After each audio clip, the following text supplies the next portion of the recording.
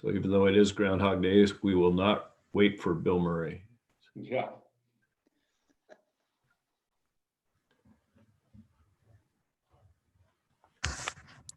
You're no fun.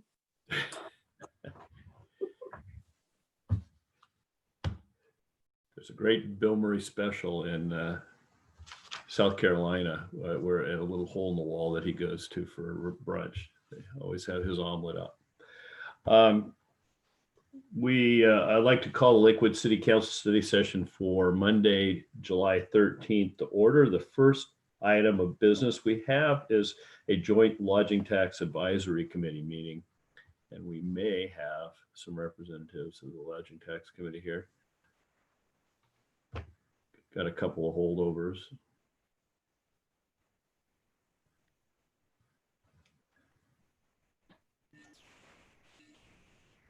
And maybe while we're doing that, we're going to have Ms. Krause report on the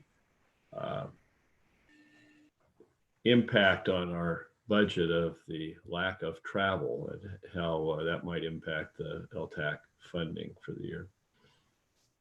Sure. So this is the annual joint meeting, and we have Shalane Potman-Bird and Linda Smith here. The estimate for the 2021 allocation is much less than what we have seen in the prior year.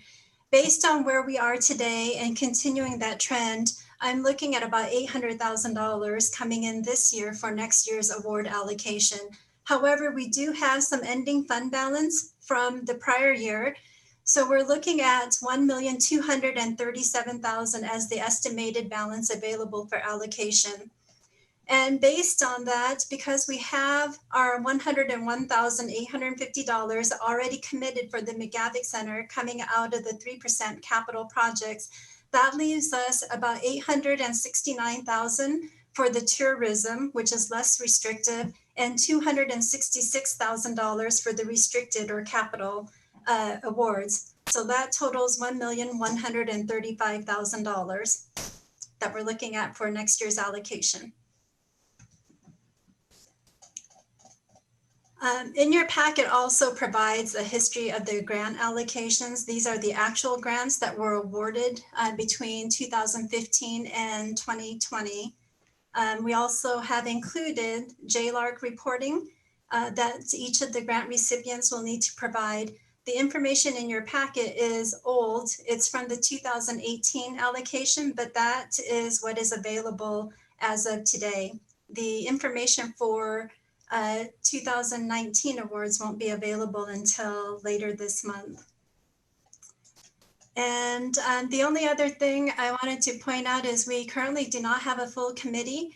We have 3 representatives that we need from the businesses that are authorized to collect the tax. And we have 1 position that is vacant for the positions for the representative that is authorized to use the tax. We actually have 1 holdover on the industry side, but we need to find 2 additional people in addition to reappointing her. So that's So what's the time frame on this year? So the time frame on this, we're scheduled to open up the application period on August 3rd. August 7th, we'd like to have. Mr. Whalen, why don't you take it? I'm going to have to sign off on, if you can hear me at all, I'm going to have to sign off on this and come back on my phone. Okay. Getting internet unstable and volume isn't coming through from you folks' end. So I'll be back. Go to you. Very good. Okay. Go ahead, Todd, finish what you were saying there. So the 2020 process for 2021 grant applications starts on August 3rd. That's when we'll open up the application period. That information will be on the city's finance webpage. On August 21st, the applications will be due. September 4th, we will have the packets compiled for the Lodging Tax Advisory Committee, so they have adequate time to review it prior to our September 18th retreat, where the applicants will make their presentations and the LTAC will make some funding recommendations. November 9th is the date that these recommendations will be presented to the City Council. And we're shooting for November 16th as the date that the City Council will approve the LTAC grant awards. Then we will begin with the contracts preparation in January 2021. So that whole process is for 2021 allocations, right? Yes. I had a question about the 2020 allocations, including the ones that are going to be recycled, so to speak, as a result of the cancellation of Summerfest and any number of things. So we've got, what is the amount roughly that would be reallocated or carry forward as a result of the cancellations? We have, hold on. So for the farmers market, there was $20,000 allocated. Summer concert series is another $20,000. We have $80,000 for Summerfest. So there's about $120,000 right there. There have been some expenditures that occurred prior to the events being canceled. So it may be slightly less than that. Got it. So here's the question on a reallocation. And it plays into the analysis of the next topic, which is the art policy that is being brought forward by the Arts Commission. So assuming that the council, and I'm not jumping ahead, but I'm just throwing out a topic of conversation, assuming council was inclined to adopt the recommendation from the Arts Commission, could we utilize funds from lodging tax to fund, say, 60,000 or 70,000 for the public arts fund annually? Because the lodging tax is on an annual award basis, the request would have to come through the lodging tax committee. Right, annually. Yes. Right. Yes. But it's possible. It's possible. Okay. So in reallocations, they have to also be decided by lodging tax in a special committee meeting? Yes. With the recommendation of the council? Yes. All right, very good, thank you. But they would qualify though, right? In either under the 4% or the 3%, a recommendation to fund public art could qualify under either of those two categories? It could qualify under each of those categories. The 3% is more restrictive, but the tourism dollars could also be used for capital. Okay. I'm just seed planting folks for the next conversation, but I wanted to get that out there. Thank you. Sure. Any other questions of Ms. Kraus? We do have Shalene and Linda, and I think Linda wanted to share a video. Great. It looks like Ms. Smith was joining us, but she lost connection. So I'll go ahead and share the video on her behalf, if that's okay. Very good. Hi, Shalene. Hi, thank you for having me on. And if you have any questions, we've been obviously working on our end because of COVID and working very closely with the Lakewood hotels. So just, trying to make sure that everybody has the resources and the support needed. Great.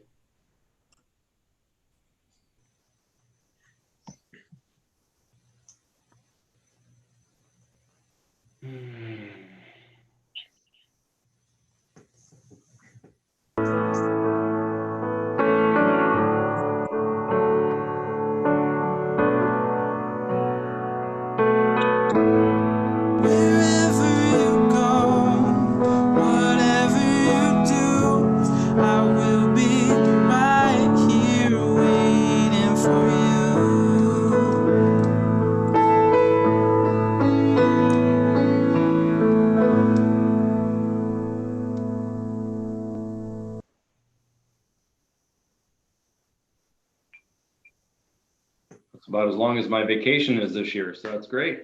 Beautiful video.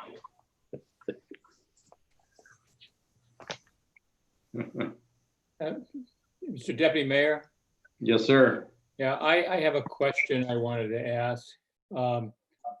In our packet on the timeline for the 2020 process, there's a date when the applications will go out, and then it looks like just 3 days later, there's a requirement to announce your intent to apply and the method of application. and then another 21 days for the application to be submitted. And I'm not quite sure what that very short response to the announcement is intended to accomplish, the reason for it, and a little bit about people saying method of application, like, is there several? Well, good questions. Todd, can you address that? Sure. So we open up the application period, but what city managers always likes to know who is planning to submit. And so it's not a requirement where if they don't tell us that they're going to apply by that date, that they are removed from application. But it gives us a sense of how many people will be, or how many organizations will be applying for it. The method of submittal is they have the opportunity where they can just email the packet, which most do. But there's also some who still bring the application to City Hall. And I just want to make sure that if they intended to submit, that we actually watch out for those applications coming in. But it doesn't prohibit them from submitting an application if they do not notify that they will be intending to submit an application. I guess when you announce that there's a deadline to announce your intent, that having been involved in grant writing processes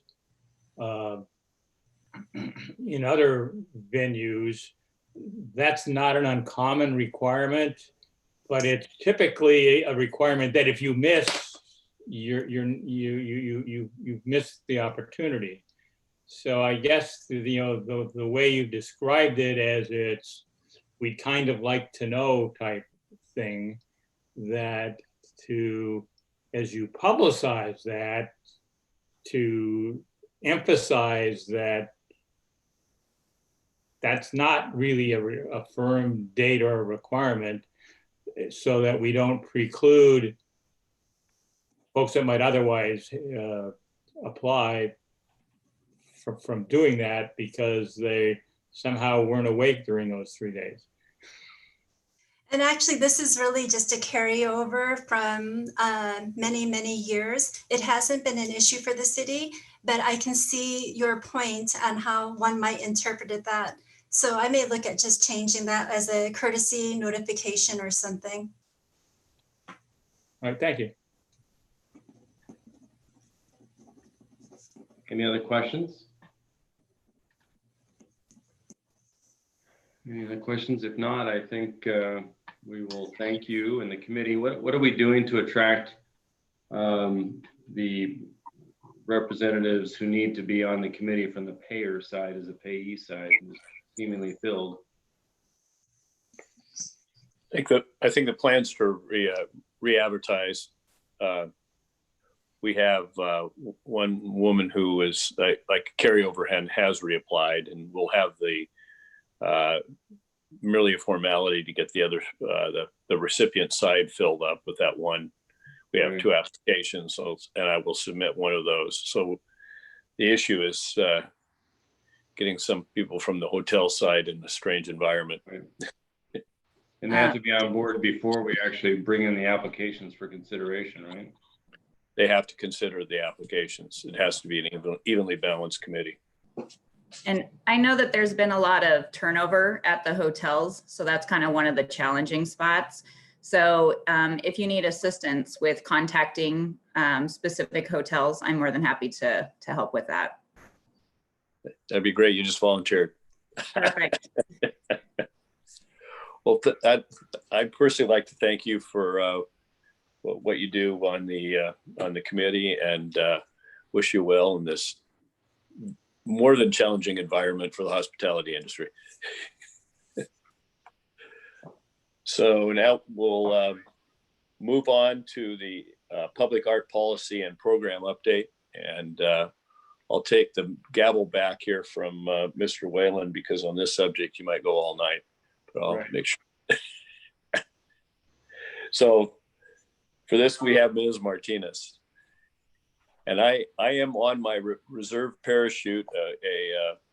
Somehow my internet at home is burping, and I'm on a phone without Wi-Fi. So it's a little harder to find people. So Ms. Martinez appears to be on. Unmute and present, please.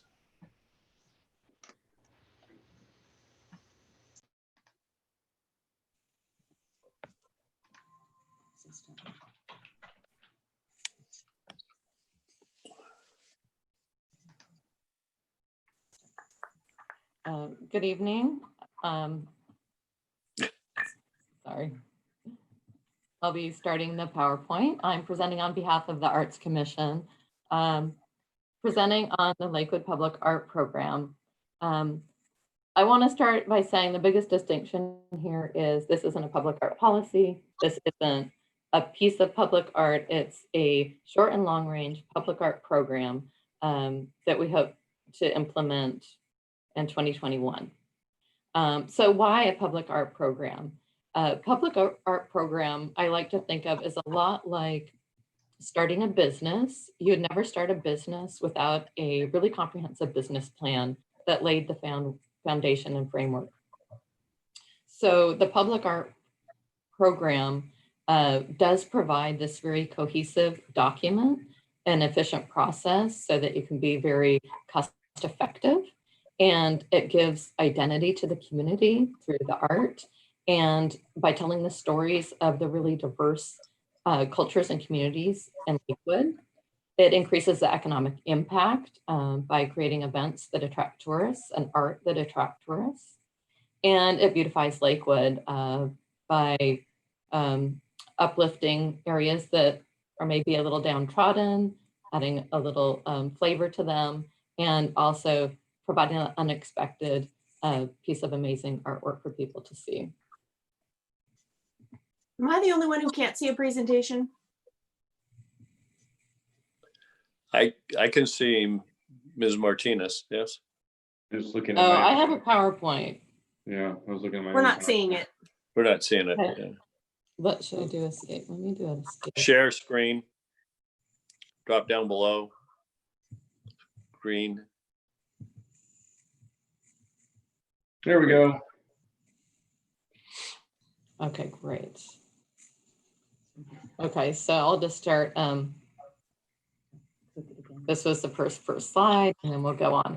So public art programs attract tourism, and there's almost 100 million cultural tourists last year in the United States. So we know that art can attract tourism, and we would hope that that would be one of the objectives of the public art program. So how could it bring visitors to Lakewood? Well, we use the Chicago Cows on Parade as an example because this is something that could work in our area as well. It attracted 2 million visitors over a 3-month period. Tourists spent $500 million. Obviously, this is a very successful long-running program, but it exemplifies what you can do with art to attract tourism and through the lodging tax grant. So where are we with our current public art? Right now, we have the Lotus Blossom on Gravely Lake. We have the Fish on the Wall in Bridgeport Way. We have the Bronze Leaves at the Sanders Station. We have the George Tsutakawa Fountain at Chase Bank. And most recently, the Perry Howard art for the Colonial Plaza. We have 2 pieces going in. So to start with the public art program, we wanted to research best practices, the Arts Commission. And so we had our own professionally run charrette, and we had a table of people that represented the entire community. And they came out with 6 goals for the art, and one was to connect communities. So art that would connect communities, arts that would be accessible and interactive, art that would reflect our diverse communities, art that would beautify existing structures, art that would attract visitors, and art that's cost effective. So what are the first steps? So first steps to implementing a public art program or to adopt and implement a funding plan. And we created a sample short and long-term funding plan. And that included an art integration framework plan, which is your one-year document that is used as a basis for going forward. The priorities would be wraps for signal and utility boxes, murals, rotating art, interactive art, and then your large-scale iconic art. So starting with the art wraps, I'll talk about each one individually. Art wraps and utility signal box wraps are really cost effective. We have 120 locations, and it's reasonable to have 60 created with the budget we proposed. Most importantly, from all the research we did in the area, is it attracts emerging artists. So it's the perfect opportunity for local artists to get involved. And also it was discovered that people who really haven't seen public art before, it's a great way for them to see it. And once they see it, it really piques their interest. And it's proven then they want more and they want to get more involved on a grassroots level. It beautifies existing structures. And this concept's been integrated into the Wards Lake Master Plan. And one off. And here it shows how a local artist created a design. Okay, and so then we're going to move on to the murals. So this is where we get to the connecting neighborhoods. That came up a lot in the public art charrette, is how can we connect neighborhoods with art and connect different areas of the city with art, for instance, from Tillicum, Bradley Lake, or Springbrook to Bridgeport. So murals are one way to do that. They also deter graffiti, they're cost effective, they beautify the area, and they engage the community, and they reflect the diversity. So it's a way to tell the story of people who live in our area. I wanted to bring up that the youth council mentioned on several occasions, meeting with city council, that they really felt that art should reflect the diversity of the community. And there are programs where youth are involved from the ground up creating the murals, and that's one avenue to pursue. This is an example of how your history of the area can be represented in a mural, for instance, painted on the side of a barn. And this is an example of the mural program engaging youth. It says something powerful happens when you give young people a chance to create public art. They find a positive way to express themselves. They feel more connected to their communities and their peers, and they gain real world skills that prepare them for the future. And then we're going to move on to rotating art. So the first two I presented are the most cost effective, and then we're kind of raising up to the more expensive ones. The rotating art is it's interactive. It changes regularly, maybe every year, every 2 years. It's affordable because you can have art on loan, and it's accessible via the city website. You can have an interactive map. It shows where the art is, so when visitors come, they can see where to find it, and they can learn more about the art. There's a concept where you can have a fan favorite, so it really engages the community. They vote on their favorite piece of artwork, and then the city can have the option to buy it. It's certainly not necessary, but if you do, then there's several places you can put it. You could put it out at Colonial Plaza, around Lake Waha, and that becomes a permanent piece of artwork that we'd slowly acquire. This shows a sample, an Olympia of the interactive map. We put in the number, it says the artist, what it was made of, and a little bit about the artwork. Then we move on to the interactive art. So interactive art are permanent pieces, but they are meant to be engaged with, and for all ages. What this does is often the big pieces of iconic art, people can feel maybe a little bit of resentment because of the cost that goes into it. They're $80,000 to $100,000, and you can look at it, which is great, but they may not feel like it's for them. When the interactive artwork is created for people to actually engage with, They feel a sense of connection with it. They feel pride about it. And they feel grateful that it's there. So the iconic sculptures, I mean, they're must-haves, but they're just very, very expensive. This I love Lakewood concept was represented in the Wards Lake plan. They're very prominent, they're visible, they're meant to attract attention, maybe when you're driving down the highway. They're important. There's something that the Arts Commission sees we could implement more of through grants, through donations, and through partnerships.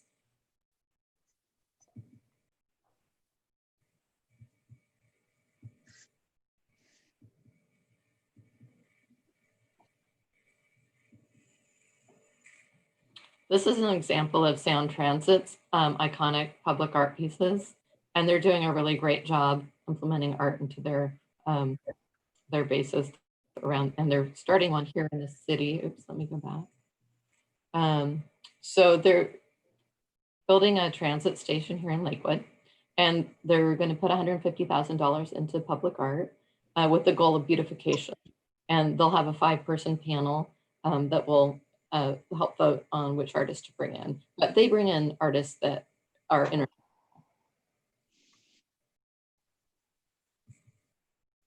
So the funding options, I would say 10 years ago, the most popular funding option was a % of capital projects, but the trend is per capita, $1 or $2 per capita. And the Arts Commission is recommending $1 per capita, and to be conservative. And those art programs that have a budget based on capital projects are really trying to get away from that and move towards the per capita, because it gives them so much more flexibility and they aren't tied to a capital project.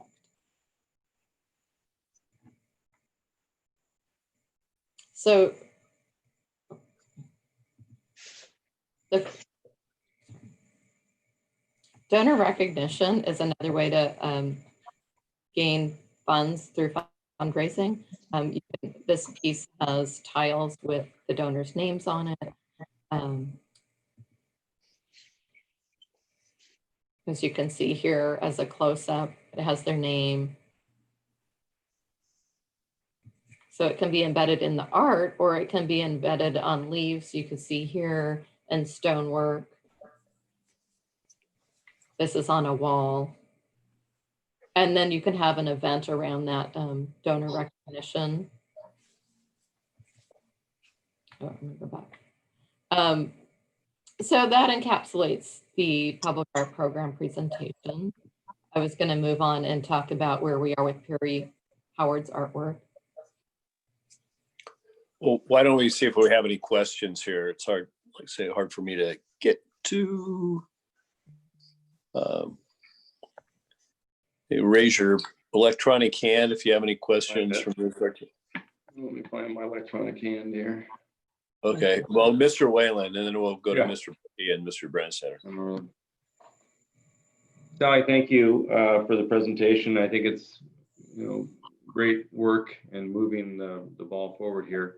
On the wrap, so those vinyl mylars, or how are those produced? Sorry, which ones? The wraps for the utility boxes, for instance, is that just it's not somebody painting or spray painting, it's a mylar or some sort of a nylon Right, wrap. it's a mylar wrap. Yeah. Yeah. Or a vinyl wrap, yeah.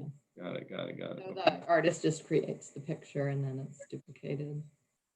Does the plan indicate how many of those concrete plinths we might want to get to start with in the Colonial Plaza or elsewhere? Do we talk about that, or is it just kind of general discussion? Yeah, well, the plan was in the first year to create the design for the plinths, which is somewhat expensive in itself. And then by year 6 to have a total of 6. So the idea would be to have 6 plinths in total. And just for the council's edification, the plinths are those concrete bases that would fit potentially within the planter areas of the Colonial Plaza or elsewhere. And if you've been to Ruston Way and you see some of those concrete stands that are bolted down effectively, where art goes on top, I think that's what we're referring to, right, Sally? Right, correct. Okay. So, We allocated, well, the goal of funding would be 80,000 a year for a Right. 6-year plan. And in the first 3 years, it would be the murals, the art integration framework plan, the wraps, and the design for the plinths. And by year 3, we would saved up enough money to then start buying the rotating art and the interactive art. So kind of starting slow with the least expensive pieces, but Right. the full pieces. So by the end of 6 years, we'd have a full inventory of those 5 concepts. okay. I mean, how much are the plinths roughly, do you know, off the top of your head? I believe they're 2,500, about 2,500. Per plinth, just the concrete bases, right? Yeah, okay. Very good, thank you. Okay, Mr. Bulkey. Thank you, Mr. Mayor. Sally, just a few questions. Utility box wraps. Have you identified the locations already? No, I just inquired how many we have. And between the utility box and signal boxes, we have 120. 120, okay. Backwards with traffic counts and pick the ones with the highest traffic count, or perhaps in an area again that needs some beautification. Okay. And it looks like you've got a plan for this. Are those about $1,000 a piece? Is that? Yeah, let me just refer to the budget. Yeah, that sounds right. And how long do they last? Sorry, they're 2,200 a piece. 2,200 a piece. And how long do they last? Do you know? And they last about 10 years. 10. Oh, okay. Okay. And then the murals. So you talked about public participation, and I guess my definition of a mural is it's always against a big wall in a city that has big concrete walls. Mhm. And I can't think of many, but you had some examples there where they weren't big concrete walls. Mhm. That one was almost standalone, it looked like. Right. So I'm trying to recognize there's a public concept to that, it sounds like. Mhm. But at the other, it seems like you would hire an artist like you would when we hire the outdoor sculpture pieces. How does that work? Mhm. Well, there's several ways that can work, but if we, for example, we're going to engage youth. Okay, let's just take the area between Stillicum and Bradley Lake. Let's say there's a wall there. Okay. And it's conducive to a mural, and then you're connecting the area, that walkway with a beautiful mural. The youth program has a mentor artist, and that mentor artist works with the youth. They'll brainstorm the idea, what the design, the artist will create it. And then in a way, it's almost like a paint by numbers. But the murals turn out just beautiful. And there's really a grassroots ownership over them. So that really deters graffiti. Cool. All right. I think that's all I got. Thank you. Okay. Thanks, Mr. Brasstetter. Thank you, Mr. Mayor. Sally, thank you, and then and the folks on the Art Commission for doing the thinking to put this presentation together. I guess that I have a number of reactions to the thing over there, and that I think that certainly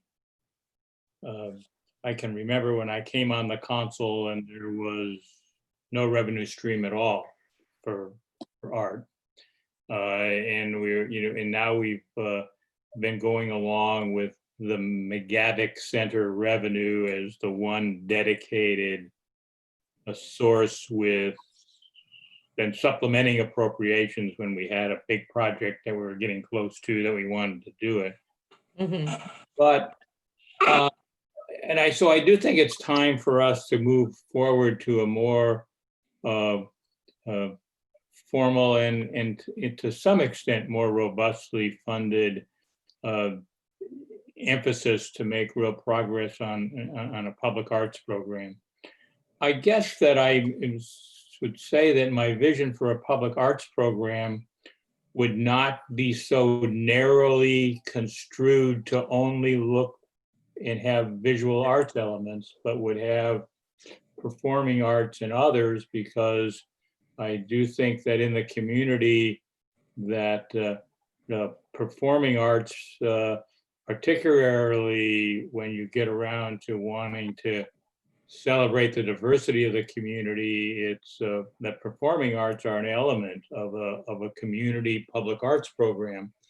And I think that if we were going to do one, that there should be that element, and some of the funding should go to that, not just all be focused on just visual arts. I guess my other reaction was the presentation somewhat understates the public art that does exist in the city. You know, there is public art on the 2 college campuses. Sound Transit has put some public art in our city, being able to go and do that, so that when we would move forward to promoting public art, I think that there's one thing that a public arts program, a formal one, should do is really get a good inventory of what we have, to include things like the Veterans Memorial in front of City Hall, and that, which is a piece of art in my view.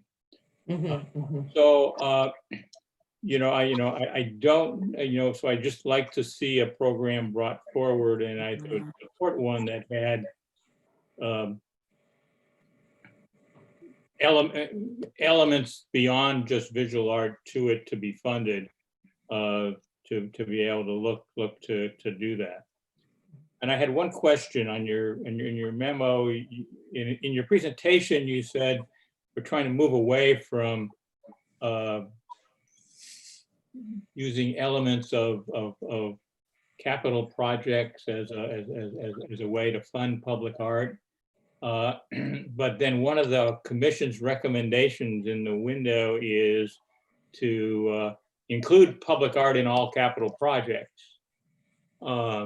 So I'm trying to, and so while they're not recommending a percentage, they're just saying have some element of art in it. Is that how? I'm just trying to correlate that recommendation with a percentage of capital projects not being the funding stream.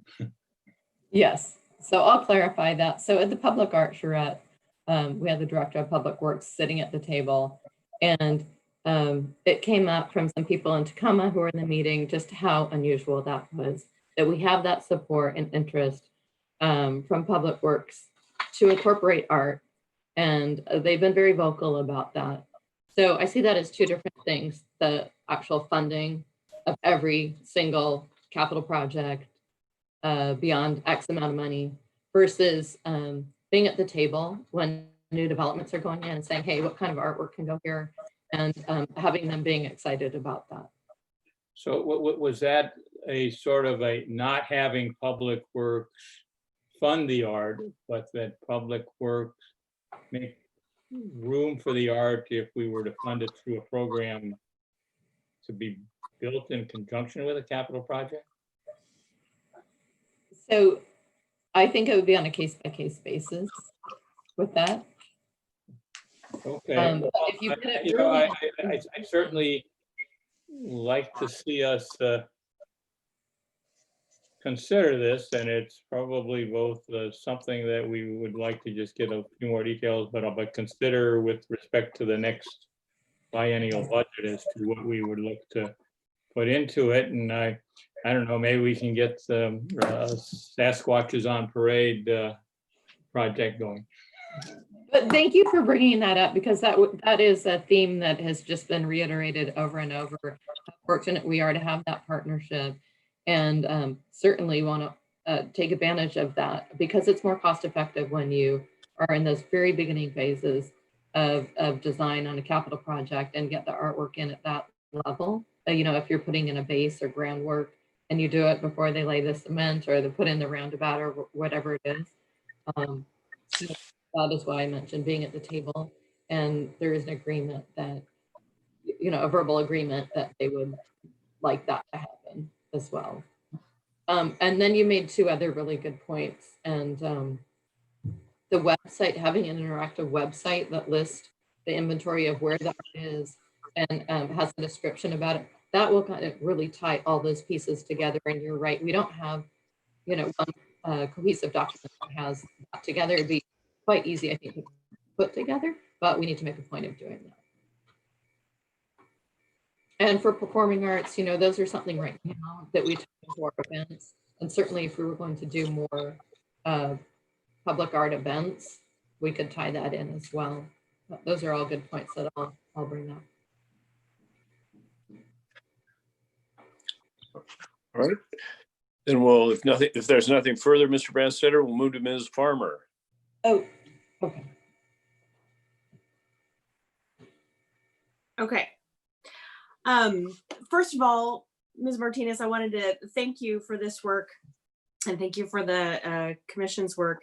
I very much appreciate a plan over a piecemeal approach, and it's easier to find funding if you have a plan. And that's one of the things that I love about Lakewood, is that working on having a plan for everything. To piggyback on Councilmember Brandstetter's point about the performing arts, and making sure that there are more than just the visual arts, I'm thinking about the talking fountains at SeaTac Airport and things that live on but have a sound component, perhaps, you know, versus a one and done show or an event, that kind of thing. So I appreciate the branching out to different kinds of the arts as appropriate. I do have a couple of questions about the utility box wraps, because I'm very, very intrigued by that. Two things. I noticed that in the budget, under the murals, you had an artist fee called out, but not one for the utility wraps. That's included in the cost that I. It's included in the cost. Okay. I'm familiar with wraps, and I've worked with artists to wrap vehicles numerous times in my career, and I know that there are a number of companies that do that sort of thing. So I was curious, have you chosen a company, or are you planning on going out to bid? We would probably have to go out to bid, but we did our research with some local companies, and that came up with that number. So it says design, production, and installation. So the design component's the artist component. Okay, thank you so much. You're welcome. I too would like to thank you and the committee for the work on this. It's well done. I like the different elements. I just bring up something that's kind of on a parallel track to those utility boxes.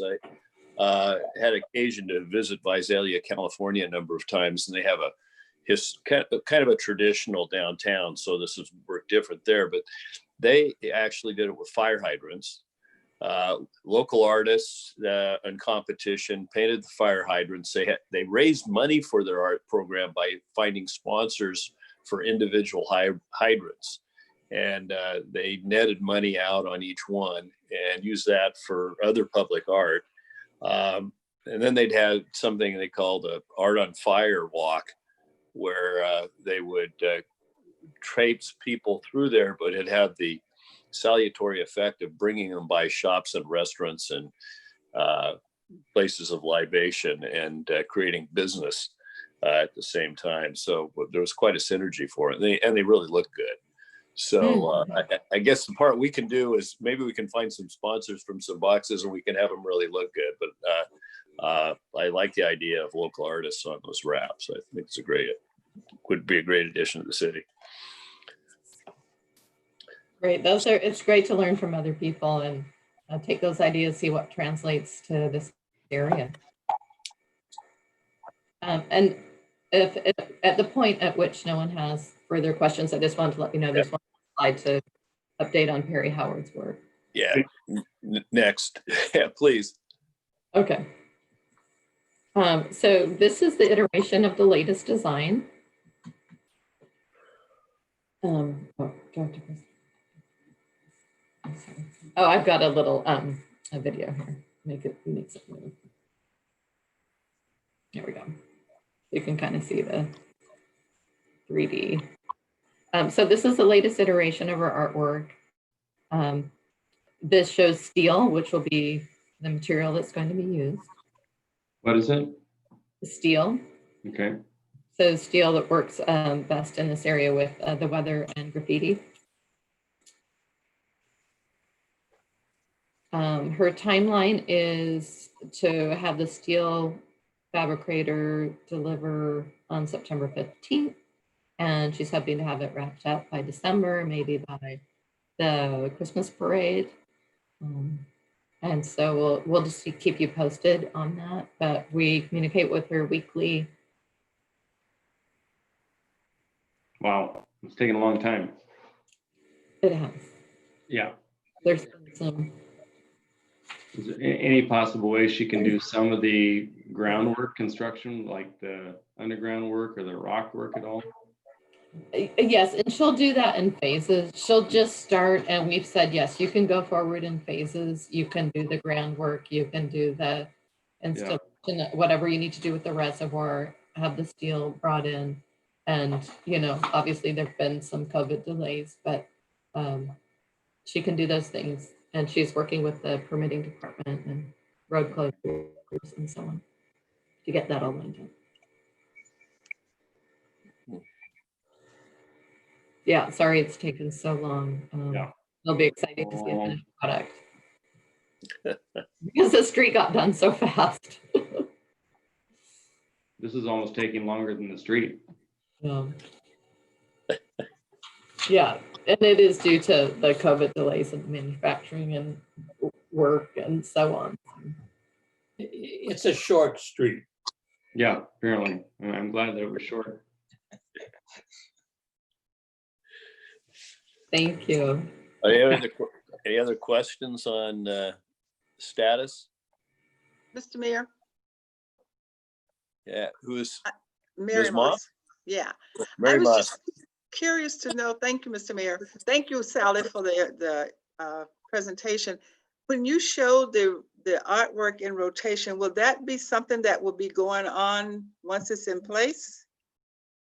No, it's just to show you the full effect of that. Yeah, that would be pretty cool if it could be happening live. Yeah. And then she's still planning on water on one of those? And dancing. Yes, yes. We'll have a water feature, yes.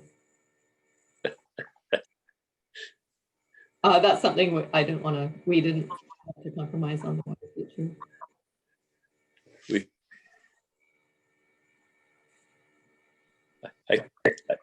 I thought maybe we'd get through a presentation on art without Mr. Whalen mentioning a water feature, but I guess you're right. No chance. The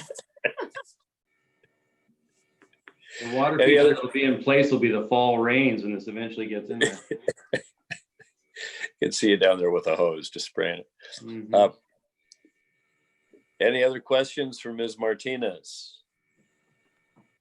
Well, thank you. That's encouraging. And we look forward to moving forward. It's very slow, but it's heading in the right direction. Great, thank you. Thanks. So now we'll move to a review of code amendments regarding lake management districts with Mr. Vigran.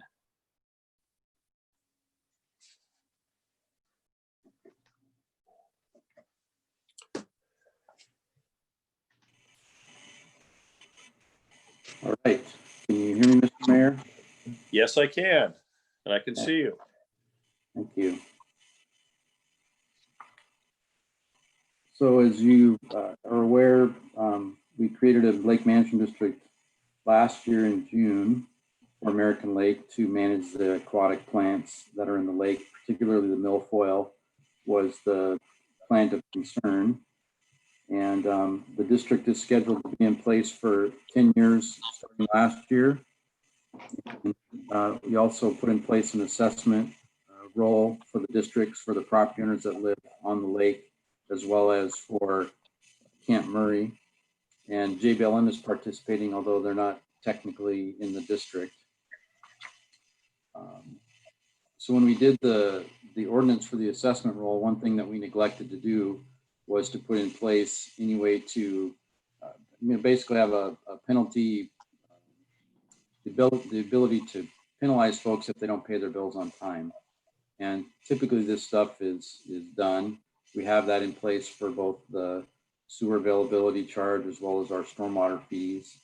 And so basically this ordinance would just clean that up and provide that opportunity. This was brought up to me by Kathy Short in finance, because there was a couple properties, fortunately out of the majority, there were only 2 that didn't pay last year. And so she just kept having to send notices every month, really to no effect, because there's nothing, there's nothing behind it. There's no hammer, so to speak. So this provides a hammer. Like I said, we have that in place already for both our stormwater fee and the sewer fee. And so that's what this ordinance would do. It'd give us the ability to lien properties.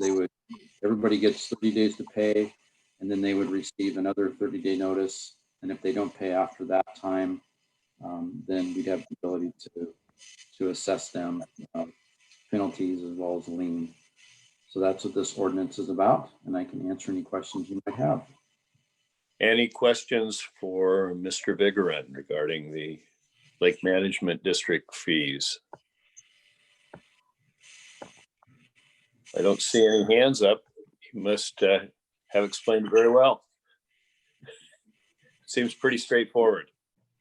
Yeah, I think it is pretty straightforward. Something like I said, it's more housekeeping that we really should have done last year and just missed it. And so this is scheduled for action next week. Correct. All right. Well, thank you. Is there a question?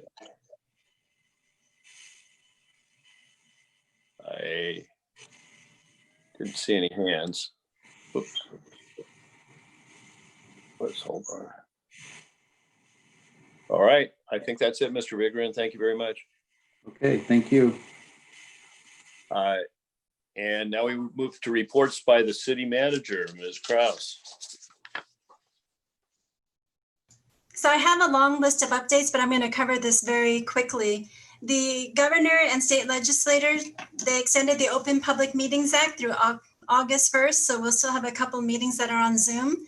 The Lakewood Business Relief Fund grant opened up on July 1st and closes this Friday. As of the end of last week, we had 48 applications, and we anticipate there'll be more submittals coming in just based on outreach efforts. The total funds that are available for allocation is $607,000, and grant awards may be up to $10,000. The cost period or the reimbursement period is March 1st through October 31st. And depending on how many we get, we may have to open up a second period for submittals. The Lakewood 2020 Census Committee update. Over the last week, 6,500 city mailers were sent out to the Tillicum, Woodbrook, and Springbrook areas of the city to encourage census responses.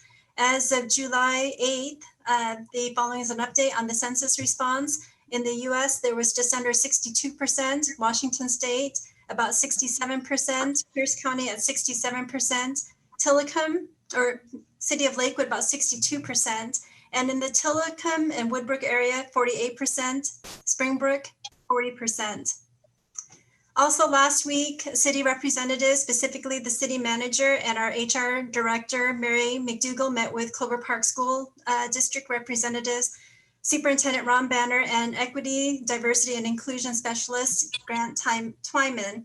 The purpose of the meeting was to explore ways that the city and the school district could collaborate and share resources both in our internal organizational equity efforts and in facilitating community conversations and leadership around issues of race. The initial plan is to include sharing resources related to recruitment of diverse applicants and establishing diverse interview panels, starting with the municipal court judge, as that's the one position that is not on the hiring freeze. The team plans to meet again in August to further develop ideas related to community engagement, and a joint statement of intent and agreement will be shared with the city council in the next month or so. The next update is police reforms. So last week, the city manager participated in the AWC's Legislative Priorities Committee, and he was able to share some of his thoughts. Some of those include a comprehensive review of why binding interest arbitration is outlined in state law, specifically PERC, and why that is needed for uniformed personnel, particularly as it relates to discipline and termination, given how difficult and costly it is to do so. He shared his input on a comprehensive review of civil service system to ensure that it's meeting the 21st century standard, particularly in the areas of recruiting candidates that represent the diversity of the communities we serve. A recognition that mental health and behavioral issues and substance abuse is having a significant impact on local governments. And that if there is the desire for local enforcement agencies to have body cameras, then all cities should have them. But the concern is it's very expensive, and perhaps the state and federal governments can assist with the financing. The public records issue needs to be addressed. It will generate a lot more public records. Standardized use of force for all public law enforcement agencies, creating a statewide list of bad apples of uniformed personnel that should not be allowed to be employed in these types of positions. And so that's not allowing them to resign in lieu of termination, which would then stop the investigation and findings be completed. Create an independent state agency to review all use of deadly force, thus alleviating local jurisdictions of this requirement as outlined in 940. The cost on body cameras. So the city was looking at body cameras, and the estimated cost to implement the body-worn cameras for uniformed personnel is about $154,000, and that would include 80 body cameras as well as a 3-year servicing agreement.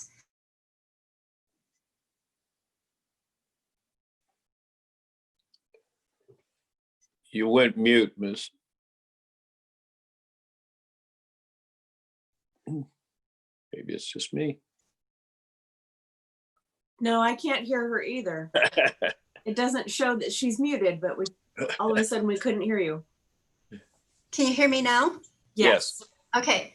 So in addition to the $155,000 for the body cameras in this 3-year service agreement, there would be an additional $97,000 for video servers, as well as an additional $75,000 annually for a new position to handle the increase in public records. The draft defense bill, last Tuesday, the House Appropriations Committee, yeah, that was Heidi checking if you can hear me. The House Appropriations Committee released a draft fiscal year 2021 defense spending bill totaling $694.6 billion. And that includes another $50 million in support of the defense community's infrastructure program, meaning that the JBLM North Access project, if not funded this year, will have another opportunity to apply next year. The city also recently was notified by Washington State Department of Commerce that the city was selected to receive $20,000 from the 2020 Growth Management Act Climate Change Planning Grant to support local climate change planning through comprehensive plans. The city was only one of 5 that were awarded statewide.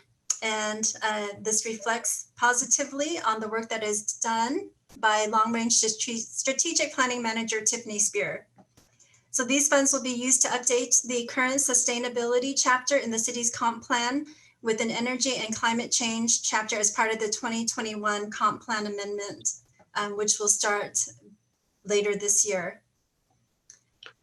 Non-law enforcement community representative announcements. So Chief Zarro is seeking volunteers to serve as a non-law enforcement community representative to assist the Lakewood Police Department in their role in the Pierce County Force Investigative Team.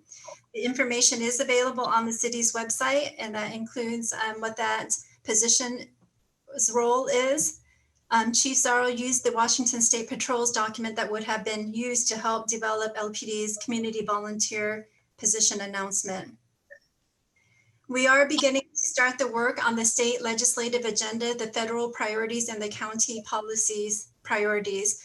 On the state legislative side, it's expected that the topics will stay pretty much the same as last year's. And that includes the economic development tools for Lakewood, the multimodal transportation study, a capital budget request to include funding in support of Wards Lake expansion. Additional items would include continuation of funding in support of community policing programs at Western State Hospital. The city will also need to be prepared for a list of transportation priorities if there is a transportation package that would be introduced. As for the discussion dates, we're looking at September 28th study session and if necessary, potentially a Saturday session on either September 19th or the 26th. Last week, the city submitted 4 grant applications totaling just over $3 million. And the total project cost is $3.4 million, with the difference of $405,000 to be paid from the swim fund for the stormwater element of the projects. So 3 of those applications were for safe routes to schools, and the locations were at 112th Street Southwest, which is the Clover Park High School sidewalk and Gravelly Lake to Highland, the 112th Street Southwest from Lake Louise Elementary School to Far West Drive to Holden Road, and then another one for Far West Drive sidewalk and bike lane fill-ins in Lakes High School, which is 112th to about 125th south of 91st Street Court. There was also 1 bike and pedestrian grant, and that was for the Pine Street sidewalk and pedestrian crossing, which is the connection water ditch trail towards Lake Park at 84th Street to north of 83rd Street. And just 2 more updates. The former QFC dangerous building abatement. Last month, the city's team filed a summary judgment motion requesting the Pierce County Superior Court ratify the hearing examiner's order of abatement specific to this building. The motion was originally scheduled to be heard on Friday, July 24th. That date has since been moved to August 7th to accommodate a deposition request from the other side. The city team is okay with this since it's not changed in the law and the facts are the same. And then with the Wahop Lake treatment update, the second round of treatment is scheduled to occur this week. The contractor is arriving today and to set up their operation, and they should be able to clean up and have everything completed and depart on Friday. So that concludes my city manager's report.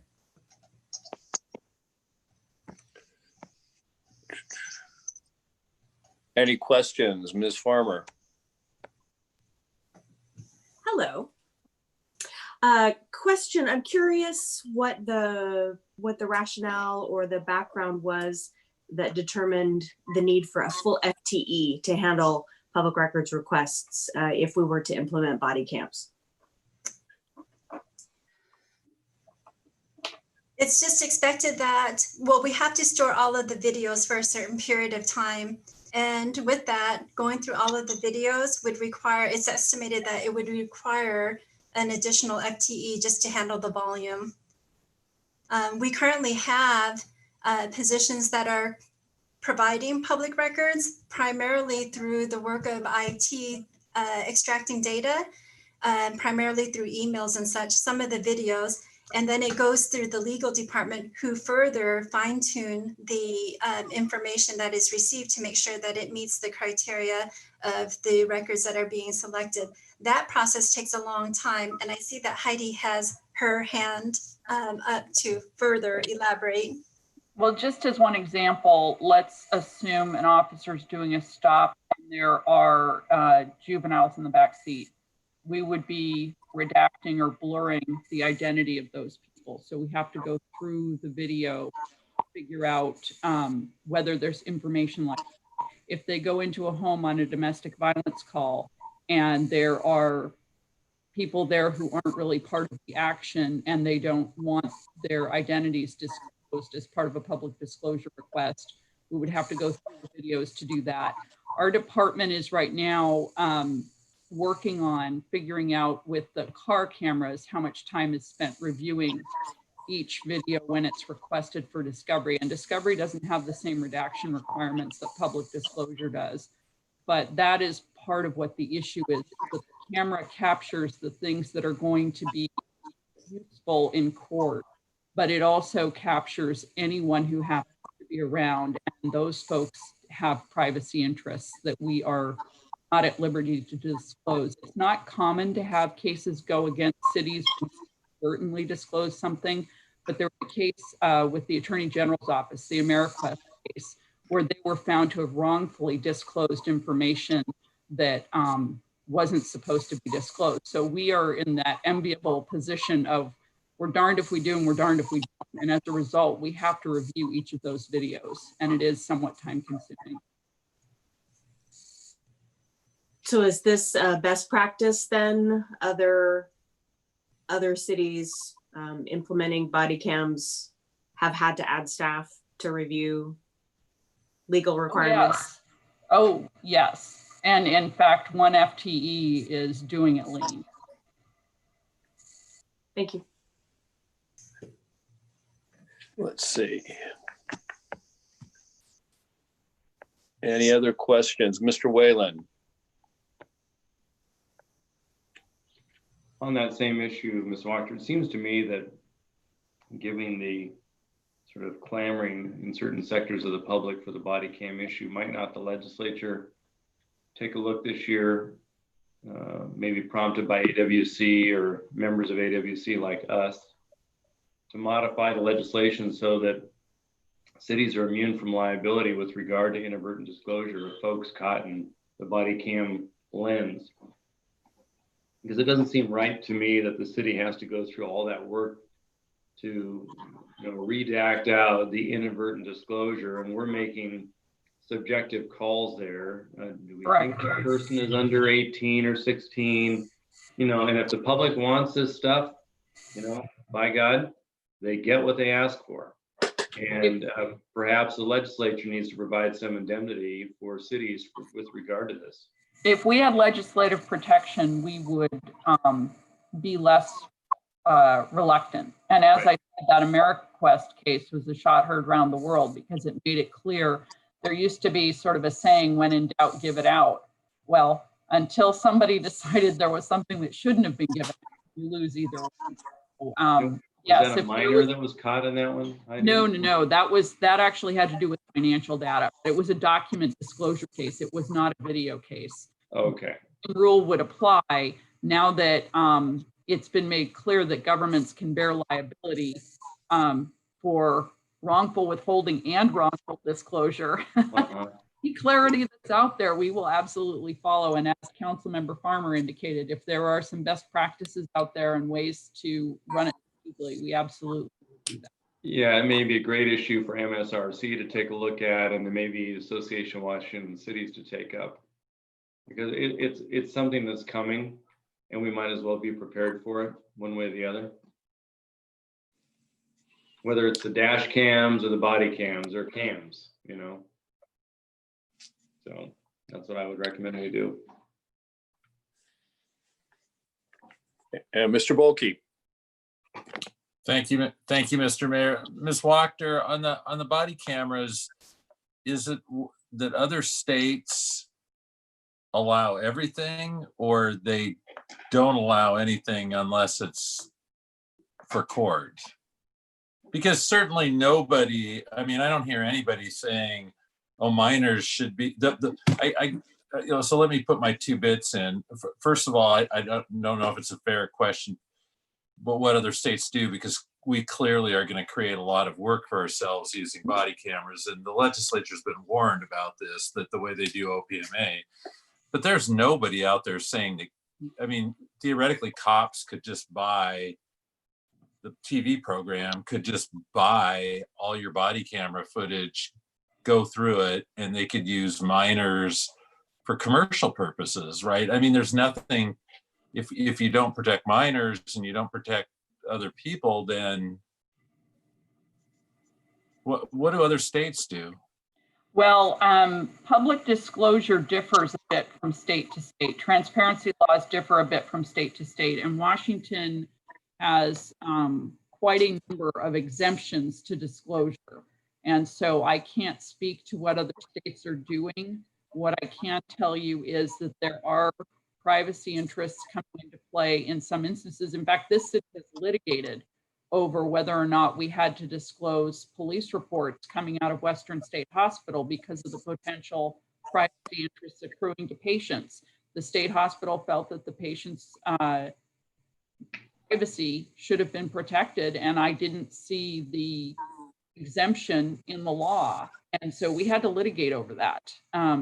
And so there's always going to be those questions when it comes to any version of document, which a video meets the definition of document under our public records law.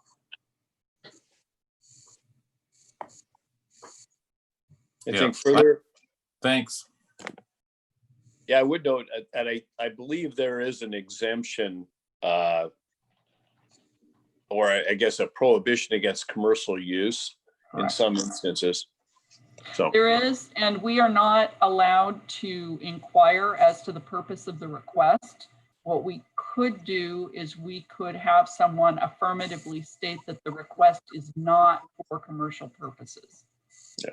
And interestingly, more so in larger jurisdictions, but there are requests made by people who are writing the true crime books and that sort of thing. So there are all sorts of commercial purposes that come into play. interesting. Mr. Brandstetter?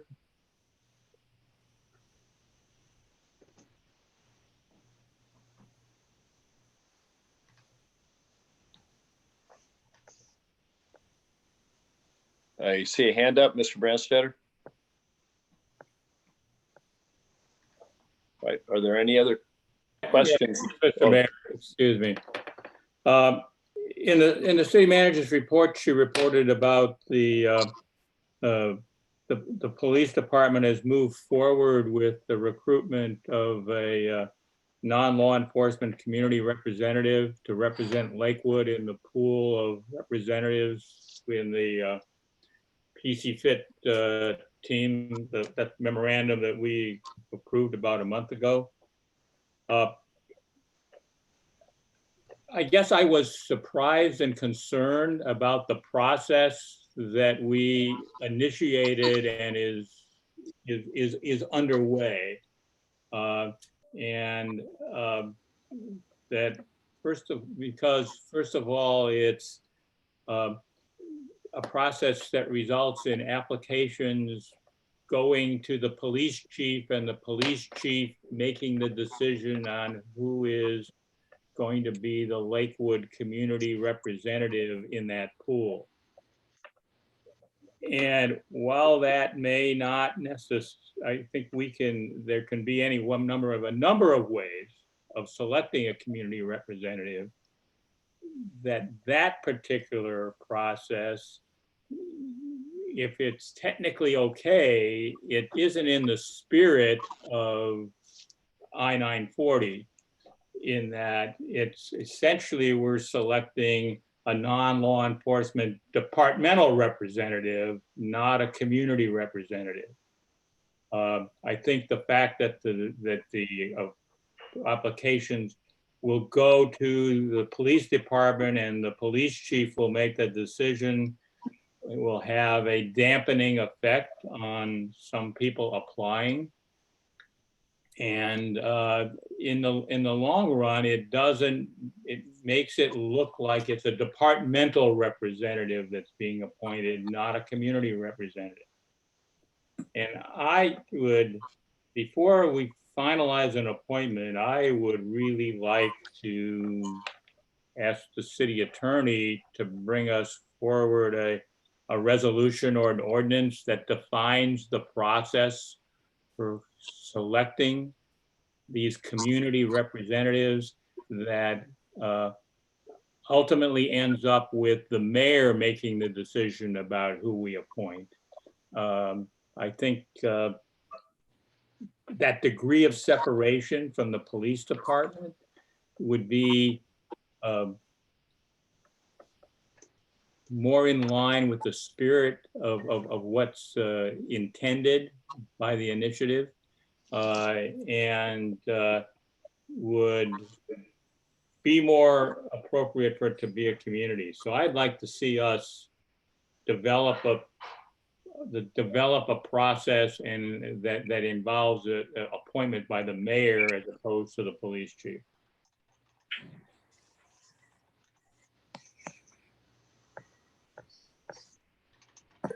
Any other thoughts on that?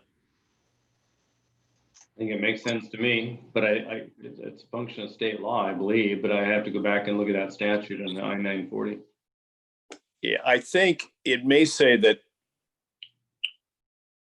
I'd be interested in seeing what our agreement says too. Somewhere in there, it may say the city makes the appointment. And this would then be an exception to every other practice of appointment, with the exception of the judge and the police chief, who are appointed by the city manager, confirmed by the council. The appointing authority is generally the council on virtually everything else in Lakewood Code.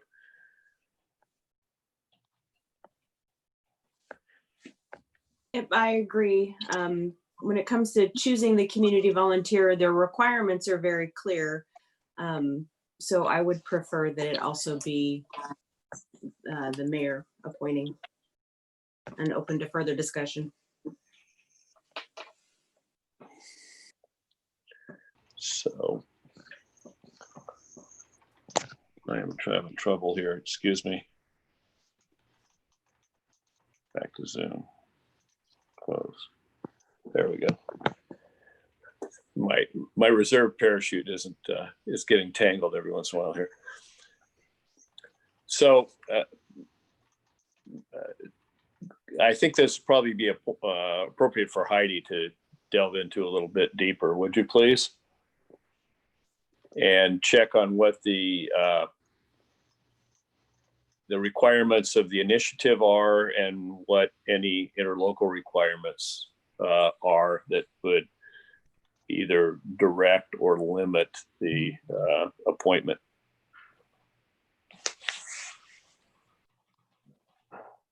Are you there, Heidi? Yes, I understand what you're asking for. I appreciate the concerns of the council wanting to comply with the initiative and to double check that against the agreement that we've entered into. So we'll follow up on that. So we have the initiative and we have the agreement. Make sure what each of them says and that they're consistent, and then what limitations are imposed on us as to what we could choose to do as a legislative body. Yes, the council's been very clear. Thank you. Okay, thanks. Yeah, anything further for Ms. Kraus? Nothing further. Any other further questions? All right, then we'll go to council comments. Ms. Moss. Thank you, Mr. Mayor. I'm good. Mr. Bulkey. I'm good too, Mr. Mayor. Thank you. Ms. Farmer. So I am sad that we are not there in person because Ms. Kraus was leading things and I was expecting snacks. So I had to provide my own snacks. But I've been thinking about you all day. It's like, oh, what might it have been like were we here in person? And so I thought I would just bring some snacks. So I wish I could share. That's all. Mr. Simpson. I'm good, Mayor. Mr. Branstetter. I'm good as well. Mr. Wayland. I have snacks, and my kids brought in an apple cobbler, and it's been quite good. And I've snuck a few bites here and there. So just so you can see here, it's quite thanks. tasty. Yeah. Thanks for that. So had you gone to the Silica or the Lakewood Farmers Market on Friday, you might have been able to pick up some apples for your own apple cobbler. I did get a chance to go there. It was, again, well done and well attended, and people are really enjoying that. I just put in a plug since we just heard a little bit from the Arts Commission folks. that if we were to do the farmer's market again on a Friday, which I advocate as a winner, I think people like it, the crowds like it, the vendors seem to be doing well. I would incorporate our concert in the parks to the same night. So that way we get a big bang for the buck. And you know, by having music out there this year, it would be deemed essential because we've got vegetables being sold and people would be able to enjoy the music. So, you know, it's a matter of coordination. But I know we can do better. I know we can do better. I know we can get public art here before the next decade is out. I know it. And today the governor banned live performances. He's performing every day on camera. I'm surprised. I was chatting with the parks director this morning or this afternoon, and she mentioned that 5,600 people attended the farmers market on Friday, which is awesome. Great. Really great. Yeah. So I'll wrap up with a less optimistic note on the fiscal side. So remember, CARES Act money came to the state, about $8 billion or whatever it was, and it's divided up. We got a 1.7 million, which was in the neighborhood of a third per capita of what the federal government designated should go to local jurisdictions. The other 2/3, which per capita would be about $3 million or so for Lakewood, has been held back by the state. The state, there's always been a suspicion on the part of county and municipal governments that the state was waiting for relaxation of the uses so it could backfill state budget with that. There was an announcement last week that there was essentially a per capita grant program that was available for at least for counties for rental assistance in pretty large amounts. So that was pretty certain is something coming out of the state or the local government section of that, so that the state can control what it's spent on. But I think it's another indicator that it may be unlikely that we're going to get much out of the local government pot that was delivered to the state government. So we might get restricted funds like that, but it doesn't appear that they're going to just pass stuff through that we get to spend in our discretion. So we'll see. Are we hearing any noise, Don, about the feds if we get back into a kind of a COVID phase 2 minus and we retrench a little bit, it's going to be even more challenging? Do we hear much about the Fed money breaking loose? Just at the end of this month, Congress, there's kind of a pinch point at the end of this month from the legislative process standpoint where it would be a logical time for the Congress before they go to August recess to relax the restrictions and allow more flexibility in the money that's been sent out. So that's what I know about that. Also, on a much smaller scale, just an FYI, tomorrow I'm on a Association of Defense Communities committee. It's called FOAC. It's Federal Outreach and Advocacy. It's basically policy advocating committee. And we're having an update tomorrow. And that should give me a little bit more insight as to the machinations going on with result to the OEA relabeling and how likely it is that the $50 million will stay or change as a DSIP allocation inside of the NDAA. So have more on that next week, I'm sure. Great. Is there anything else to come before the council? And apologize to anybody watching at home for my finger keep popping up, but this is on my phone. So hearing nothing else, we'll see y'all next week. We're adjourned. Thank you.